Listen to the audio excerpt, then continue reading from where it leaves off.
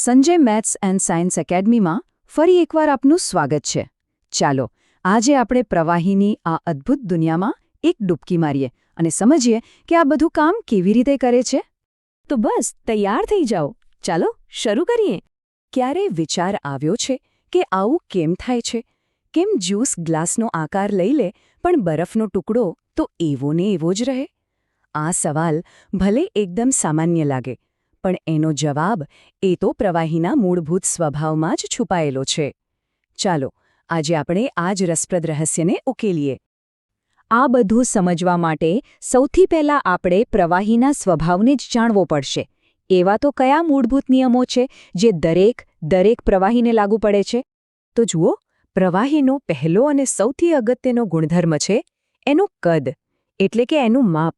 એ હંમેશા નિશ્ચિત જ રહે. પણ એનો આકાર? એ તો તમે જે વાસણમાં ભરો બસ એવો જ થઈ જાય. દાખલા તરીકે તમારી પાસે 1 લીટર પાણી છે. તમે એને બોટલમાં ભરો કે પછી એક મોટા વાટકામાં નાખો, એ રહેશે તો 1 લીટર જ. એનું કદ ક્યારેય નહીં બદલાય, બદલાશે તો ખાલી એનો આકાર. અને આ જ ગુણધર્મ છે જે પ્રવાહીને ઘન પદાર્થોથી એકદમ અલગ પાડે છે. એ બરફના ટુકડાની જેમ સખત કે કઠણ નથી હોતા. એના બદલે એ વહી શકે છે. એમનામાં આ જે આકાર બદલવાની અને એકદમ સહેલાઈથી વહેવાની ક્ષમતા છે ને, એને જ વિજ્ઞાનની ભાષામાં વહનશીલતા અથવા તો તરલતા કહેવામાં આવે છે.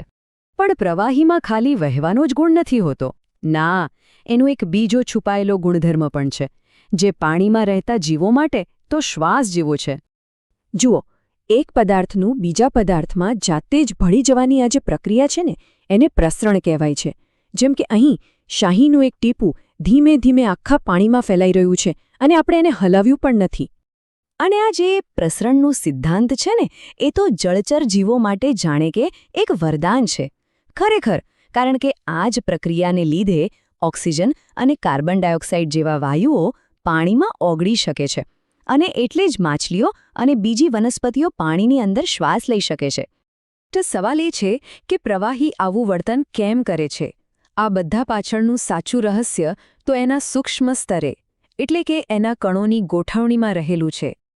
જો ઘન પદાર્થમાં કણો એકબીજા સાથે એકદમ મજબૂતાઈથી જકડાયેલા હોય છે, જાણે કે ટ્રાફિક જામમાં ફસાયા હોય. પણ પ્રવાહીમાં એવું નથી. એના કણો તો મુક્તપણે ફરી શકે છે, એકબીજાની આસપાસ સતત સરકતા રહે છે. ચાલો આ તફાવતને જરા વધુ સ્પષ્ટ રીતે સમજીએ.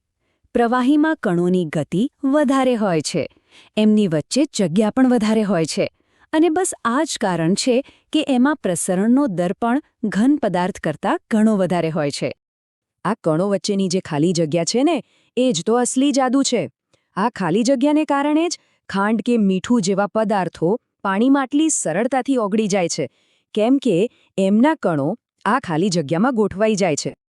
તો ચાલો આપણે અત્યાર સુધી જે પણ શીખ્યા એના સૌથી મહત્વના મુદ્દાઓ પર એક ફટાફટ નજર કરી લઈએ. આ બધું યાદ રાખવા માટે બસ આ એક સરળ સમીકરણ મગજમાં રાખી લો. પ્રવાહી એટલે શું? તો કે નિશ્ચિત કદ, અનિશ્ચિત આકાર અને વહનશીલતા.